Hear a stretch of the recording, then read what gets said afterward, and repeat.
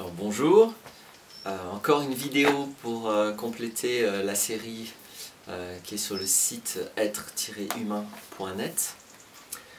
Aujourd'hui, et pour 3 autres vidéos, on va faire une série de 4 vidéos sur l'amour, la grande question. C'est quoi l'amour? Et en tout cas, il va y avoir 3 vidéos sur qu'est-ce que ça n'est pas. Puis une vidéo qui fera une synthèse et qui permettra de voir à quoi mène ce regard de ce que l'amour n'est pas. Donc il y aura 3 vidéos là-dessus, puis une 4e. Alors, comment je peux aborder ça sans... Évidemment, je ne détiens pas la vérité, c'est pas à moi de dire comme ça. Oui, je vais vous expliquer ce qu'est l'amour. Évidemment, l'amour, c'est ce que vous voulez.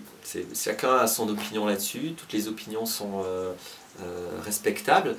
Ce qui est important pour moi d'exprimer par rapport à l'axe qui me convient, qui est l'axe de la conscience de soi, c'est que ce que je vais penser de l'amour va orienter énormément ma vie. Parce que c'est rare que la vie n'inclut pas un espace gigantesque pour l'amour, même quand il n'est pas là, et peut-être que justement quand il n'est pas là, c'est là où l'espace est le plus prenant.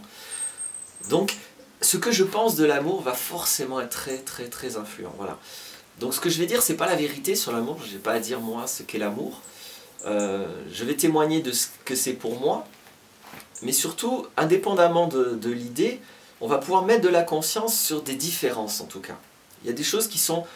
il y a des expériences qui sont différentes. On peut les appeler comme on veut, mais on ne peut pas nier qu'elles sont différentes. Donc si à un moment donné, je mélange des expériences humaines qui sont bien distinctes, forcément ça crée de la confusion. Donc je pense que si on peut débattre, si on peut discuter sur, une fois que j'ai 2 expériences, à laquelle est l'amour, oui, on peut toujours en discuter et il n'y aura pas pour moi quelqu'un qui aura raison, quelqu'un qui aura tort. Ce qui est sûr par contre, c'est que ces 2 expériences sont différentes. Et que si pour moi ça n'en fait qu'une, j'ai un gros flou et je ne peux pas choisir l'une ou l'autre. Parce que pour moi, c'est un tout. Et s'il y en a une qui conduit à quelque chose de plutôt agréable et l'autre qui conduit à quelque chose plutôt de stressant, de perturbant, voire pire, c'est quand même plus sain, plus intéressant de pouvoir faire un choix. Alors première chose,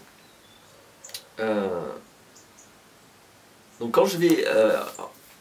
encourager à regarder ce que l'amour n'est pas, alors je le redis pour moi, hein, mais en tout cas les 2 expériences différentes, donc je l'ai dit, il va y avoir 3 vidéos, ça va être à chaque fois quelque chose, donc une confusion, un amalgame que j'ai observé fréquemment dans la société, et surtout dont j'ai observé les conséquences néfastes, pour tout le monde, pas seulement pour celui qui les vit. Donc le premier amalgame, enfin le premier que je dis, hein, ce n'est pas le premier dans l'ordre des 3 autres que je vais citer. En tout cas, je vais proposer une distinction entre ce qu'on pourrait appeler l'amour, mais vous l'appelez comme vous voulez, et ce que j'appelle l'appréciation. Le fait d'apprécier. On peut aussi ajouter des notions d'être d'accord, de valider. Vous savez, c'est le j'aime Facebook. J'aime, ouais, clic. J'aime Facebook. Il y a des langues où ces différents élans d'amour, je ne sais pas comment l'exprimer, sont portés par des mots différents. En français, c'est pas trop le cas. Mais ce qui est important, c'est de bien regarder pourquoi, si je pose une notion d'amour qui serait j'accepte l'autre tel qu'il est, je m'ouvre à l'autre, peut-être que vous appellerez pas ça amour, peut-être que vous appellerez ça compassion, empathie, peu importe le mot que vous mettez, c'est une possibilité pour un être humain d'être ouvert, d'accepter ce qui est tel que c'est. Attention, accepter, ça ne veut pas dire se résigner, ça ne veut pas dire se soumettre. C'est je reconnais que ceci existe de cette manière. Et je ne porte pas de jugement. Simplement, j'accueille le maximum d'informations sur cette personne, sur cette situation, sur ce paysage aussi, sur cet animal. J'accueille ce qui est tel que c'est. Ça, c'est une possibilité. Maintenant, en tant qu'humain, je peux aussi être d'accord ou être pas d'accord. Trouver ça génial ou trouver ça nul. Je peux juger, je peux apprécier, ne pas apprécier. Tout ça, c'est possible. C'est intéressant de voir que c'est un processus mental, c'est en fonction de mes croyances, en fonction de mes valeurs, en fonction de mes conditionnements aussi, qu'ils soient culturels, qu'ils soient familiaux, qu'ils soient personnels. Hein, dans ma propre histoire, je me conditionne tout seul moi-même aussi, hein, il n'y a pas que les conditionnements de la société. Mais qu'il soit un conditionnement, qu'il soit un manque de liberté, dans tous les cas, j'ai dans ma tête des repères, des critères qui vont faire que je vais apprécier pas ou plus ou moins les choses. Et puis on dit les goûts et les couleurs, c'est différent pour chacun. Donc ça, on est bien d'accord. Il ne s'agit pas de dévaloriser cette expérience en disant ah, c'est pas l'amour, c'est nul, c'est du jugement, blablabla. Là, c'est une expérience humaine possible. Et clairement, c'est pas la même que l'expérience de s'ouvrir à. J'espère que cette seule distinction permet déjà pour la plupart de dire oui, d'accord, c'est vrai, c'est pas du tout la même chose que d'être ouvert à une situation, à une personne, ou que d'avoir ce processus mental qui fait le tri et qui décide si cette personne, je l'apprécie ou je ne l'apprécie pas. Mais allons un peu plus loin en voyant, peut-être, si je prends une situation un peu concrète, si je prends le cas un petit peu extrême d'un meurtrier par exemple, donc quelqu'un qui a été violent, est-ce que je peux aimer en tant qu'humain un meurtrier ? Et qu'est-ce que ça veut dire qu'aimer un meurtrier? Est-ce que je vais me marier avec lui? Est-ce que ça veut dire que je suis d'accord avec ce qu'il a fait? Justement, là, on est pile poil on est entre ces deux expériences que j'évoquais juste avant. C'est-à-dire que je vois bien qu'il est possible en tant qu'humain de le juger, de le mépriser. Ah, il est violent, c'est un meurtrier, on peut le bannir, je le rejette, je le refuse, je ne m'intéresse absolument pas à cette personne, que je méprise, que je juge, et que si je peux ne plus le voir de ma vie, c'est comme ça. C'est possible en tant qu'humain de se comporter de cette manière, donc de ne pas apprécier la personne, d'avoir des tas de jugements, des tas de refus, des tas d'expériences comme ça.